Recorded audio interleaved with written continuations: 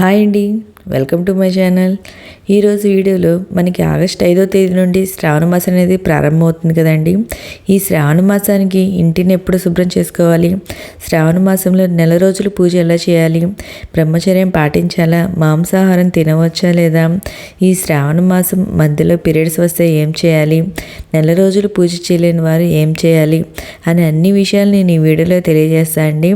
శ్రావణ మాసం వస్తుందంటే చాలు నెల ముందు నుండే శ్రావణ మాసానికి కావాల్సిన అన్ని ఏర్పాట్లు అనేవి చేసుకుంటూ ఉంటాము. శ్రావణ మాసం వచ్చిందంటే చాలండి, చిన్నపిల్లల నుండి పెద్దవాళ్ళ వరకు ఆనందించిన వారంటూ ఉండరు. ఈ మాసంలో పెళ్ళిళ్ళు, శుభకార్యాలు, వ్రతాలు, నోములు, ఇంకో ఎన్నో ఆధ్యాత్మిక కార్యక్రమాలు అయితే ఈ మాసంలోనే ఉంటాయండి. నూతన వధువరులకు, గృహిణులకు, బ్రహ్మచారులకు, గృహస్థులకు లౌకిక ఆనందాన్ని కాక ఆధ్యాత్మిక ఆనందాన్ని చేకూరుస్తుంది. ఈ మాసంలో గృహాలన్నీ పసుపు కుంకుమలతో, పచ్చని మామిడి తోరణాలతో ఏర్పడిన లక్ష్మీ శోభతో నిండైతే ఉంటుందండి.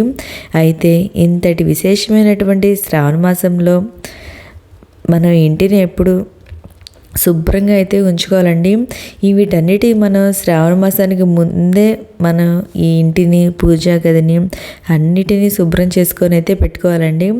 మనకి 2024 సంవత్సరంలో శ్రావణ మాసం ఆగస్ట్ 5వ తేదీ సోమవారం నుండి ప్రారంభమవుతుంది. అది సెప్టెంబర్ 3వ తేదీ మంగళవారంతో ముగిస్తుందండి. అంటే మనం ఈ శ్రావణ మాసానికి ముందే, అంటే మనం ఇంటిని అంతా శుభ్రం చేసుకోవాలి. అంటే ముందు రోజు ఆగస్టు 4వ తేదీ మనకి ఆదివారం అమావాస్య వచ్చిందండి. అమావాస్య రోజు ఇంటిని ఎట్టి పరిస్థితుల్లో శుభ్రం చేసుకోకూడదండి. ఇంకా ఆ ముందు రోజు ఆగస్టు 3వ తేదీ శనివారం.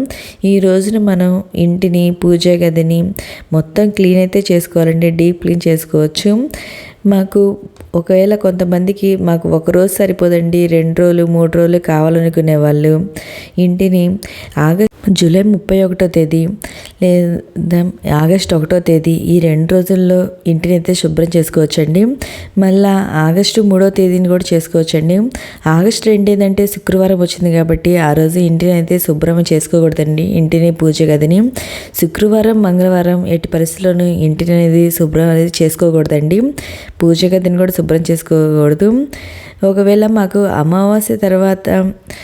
అమావాస్యకు ముందు మాకు ఇంటిని శుభ్రం చేసుకోవడం కుదరదు అనుకునే వాళ్ళు ఏం చేస్తారంటే, అమావాస్య తర్వాత అంటే శ్రావణ మాసం ప్రారంభమైన తర్వాత, అది 5వ తేదీ అంటే సోమవారం వచ్చింది కండి, ఆ రోజునైతే ఇంటిని అయితే శుభ్రం చేసుకోవచ్చు. మళ్ళీ మంగళవారం రోజు చేసుకోకూడదు. తర్వాత బుధవారం కానీ, గురువారం కానీ చేసుకోండి. శుక్రవారం ఏంటంటే మనకి మొదటి శుక్రవారం అయితే వచ్చింది ఆగస్టు 9వ తేదీ. ఈ రోజుకు మొదటి శుక్రవారానికి ముందే మనం ఇంటిని అన్నిటినీ శుభ్రంగా అయితే చేసి పెట్టుకోండి. ఒకవేళ కొంతమందికి ఏంటంటే ఆ శ్రావణ మాసం మధ్యలోనే శుభ్రం చేసుకున్న తర్వాత పీరియడ్స్ అయితే వస్తాయి. అప్పుడు వాళ్ళు ఏం చేయాలనే డౌట్ అయితే వస్తుంది కదండి. వాళ్ళు ఏంటంటే, మీరు దేవుడి మందిరానికి అలా దగ్గరికి వెళ్ళకుండా దూరంగా ఉండేటట్టు చూసుకొని, మీరు ఏ వస్తువులు అయితే పట్టుకున్నారో వాటిని క్లీన్ చేసుకొని, ఇంట్లో గోమూత్రం కానీ, గంగాజలం కానీ ఉంటుంది కదండి, అవన్నీ చల్లండి. ఇంటిని డీప్ క్లీనింగ్ అయితే చేసుకోవాల్సిన పని లేదండి. ఇంకా శ్రావణ మాసంలో పూజ ఎలా చేసుకోవాలి అనేది సందేహాలు అయితే ఉంటాయి కదండి. శ్రావణ మాసం నెల మొత్తం చేసుకునే వాళ్ళైతే మన నిత్య పూజ ఎలా చేసుకుంటామో అలా చేసుకుంటే సరిపోద్దండి. ప్రత్యేకమైన రోజులు అంటే శ్రావణ సోమవారం, శ్రావణ శుక్రవారం, శ్రావణ శనివారం, ఇవి 3 రోజులు ప్రత్యేక రోజులు కదండి. ఈ రోజులు ఏంటంటే ప్రత్యేక పూజలు అనేది చేసుకోండి. ఆ రోజుల్లో మిగిలిన రోజులు ఏంటంటే మనం నిత్య పూజ చేసుకునేలా చేసుకుంటే సరిపోద్ది. ఈ ప్రత్యేకమైన రోజుల్లో ప్రత్యేకంగా ప్రసాదాలు, పూజలు అనేది చేసుకోవచ్చు.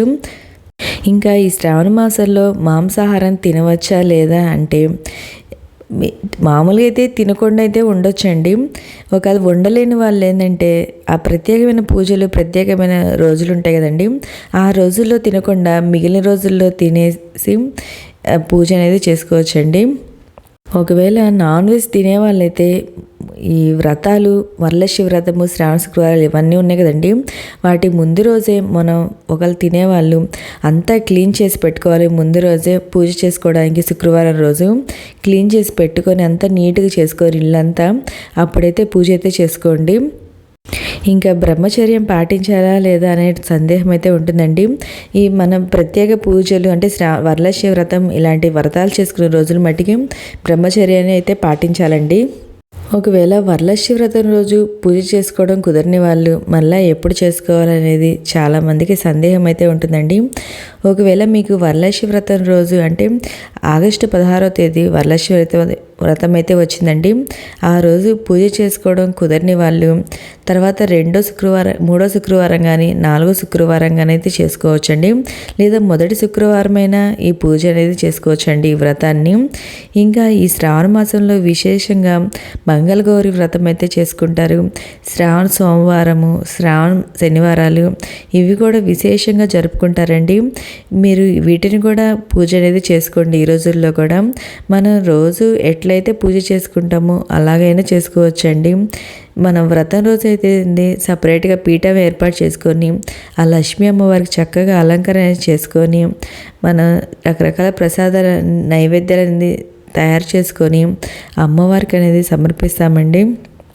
ఓకే అండి, మీకు ఇంకా ఏమైనా సందేహాలు ఉంటే ఈ వరలక్ష్మి వ్రతం గురించి నాకు కింద కామెంట్ బాక్స్లో కామెంట్ పెట్టండి. నేను ప్రతి ఒక్కరికి సమాధానం అనేది రిప్లై అనేది ఇవ్వడానికి ట్రై చేస్తానండి. ఓకే అండి, మీకు ఈ వీడియో నచ్చితే లైక్ చేయండి, మీ ఫ్రెండ్స్ అండ్ ఫ్యామిలీ మెంబర్కి షేర్ చేయండి. Thank you for watching. చాలామంది వీడియోస్ని సబ్స్క్రైబ్ చేసుకోకుండా చూస్తున్నారండి. ప్లీజ్ సబ్స్క్రైబ్ చేసుకోండి.